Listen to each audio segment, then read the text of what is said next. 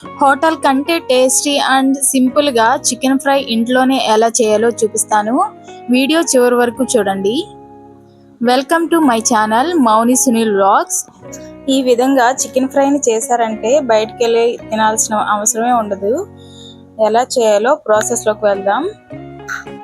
ముందుగా ఒక 1/2 kg chicken అయితే తీసుకున్నానండి. చికెన్ని శుభ్రంగా కడిగిన తర్వాత లాస్ట్లో కొంచెం ఉప్పు అలాగే నిమ్మరసం కూడా వేసి కడిగితే నీసు వాసన అనేది ఉండదు. ఇప్పుడు ఇలా శుభ్రంగా కడిగి పెట్టిన చికెన్లోకి 1 టీ స్పూన్ కారం, అలాగే ఉప్పు, కొంచెం పసుపు, ఒక 1/2 టీ స్పూన్ అల్లం వెల్లుల్లి పేస్ట్, ఒక చెక్క నిమ్మరసం కూడా పిండి బాగా కలుపుకుందాం. మనం వేసుకున్న కారం, ఉప్పు, మసాలా అంతా కూడా చికెన్ ముక్కలకు పట్టేలాగా బాగా కలుపుకోవాలి. ఇలా కలుపుకున్న చికెన్ని మూత పెట్టి ఒక అరగంట అయితే ఫ్రిడ్జ్లో పెట్టుకుందాం. ఆ లోపు మసాలాను అయితే రెడీ చేసుకుందాం. మిక్సీ గిన్నె తీసుకుని 1 టీ స్పూన్ ధనియాలు, 1/2 టీ స్పూన్ జీలకర్ర, 1 ఇంచు దాల్చిన చెక్క, ఒక చిన్న అనాస పువ్వు, ఒక బిర్యానీ ఆకు, ఒక 5-6 లవంగాలు, ఒక 4 ఇలాచి, 2 ఎండుమిరపకాయలు, ఒక 10 జీడిపప్పు, అలాగే 1 టీ స్పూన్ మిరియాలు, 2 రెమ్మల కరివేపాకు వేసి దీన్ని ఫైన్గా పౌడర్ అయితే చేసుకోవాలి. ఈ విధంగా పౌడర్ చేసుకుని పక్కన పెట్టుకుందాం. ఇప్పుడు చికెన్ ఫ్రైని స్టార్ట్ చేద్దాం. కళాయిలో ఆయిల్ని వేసి వేడి చేసుకుందాం. చికెన్ ఫ్రై కాబట్టి ఆయిల్ కొంచెం ఎక్కువే పడుతుంది. ఆయిల్ హీట్ అయ్యాక 2 పెద్ద ఉల్లిపాయల్ని చాలా చిన్నగా ముక్కలుగా కట్ చేసుకొని ఫ్రై చేసుకుందాం.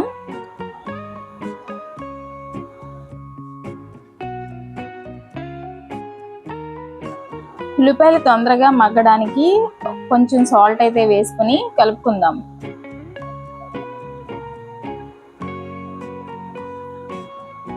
ఉల్లిపాయల్ని బాగా ఫ్రై చేసుకోవాలి.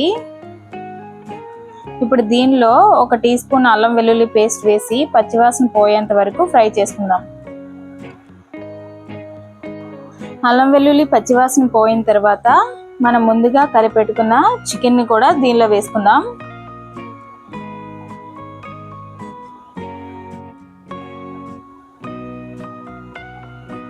ఇప్పుడు బాగా కలుపుకొని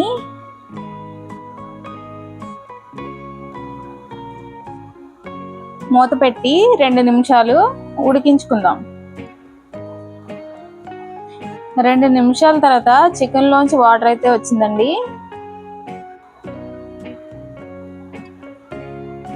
ఈ వాటర్తోనే చికెన్ మొత్తం ఉడికేంత వరకు మనం మధ్య మధ్యలో కలుపుకుంటూ ఫ్రై చేసుకోవాలి. చూడండి, ఇంకా వాటర్ ఉంది. ఇప్పుడు మళ్ళీ మూత పెట్టుకొని ఇంకో 2 నిమిషాలు అయితే ఫ్రై చేసుకుందాం. చూడండి, 2 నిమిషాల తర్వాత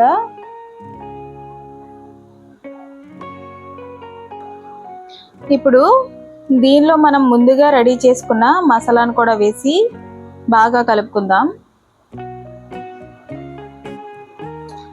ఈ మసాలా మొత్తం చికెన్కి పట్టేలాగా కలుపుకున్న తర్వాత ఒక 2 నిమిషాలు మూత పెట్టి అయితే ఫ్రై చేసుకుందాం. 2 నిమిషాల తర్వాత చూడండి, ఆయిల్ అంతా ఎలా పైకి తేలిందో. మన చికెన్ ఫ్రై అయితే రెడీ అయిపోయింది. ఈ విధంగా చేశారంటే చికెన్ ఫ్రై చాలా బాగుంటుంది. లాస్ట్లో కొంచెం పుదీనా, కొంచెం కొత్తిమీర, అలాగే కొంచెం కరివేపాకు కూడా వేస్తున్నాను. ఇలా వేసుకొని వేడివేడిగా అన్నంలో కానీ చపాతీలో కానీ తింటే చాలా బాగుంటుంది. తప్పకుండా మీరు కూడా ట్రై చేయండి. నేనైతే పప్పు అన్నంతో కాంబినేషన్ చాలా బాగుంది.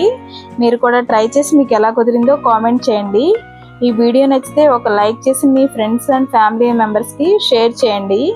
ఇలాంటి మరిన్ని రెసిపీస్ కోసం మా ఛానల్ని సబ్స్క్రైబ్ చేసుకోండి. నెక్స్ట్ ఏం రెసిపీ కావాలో కామెంట్ చేయండి.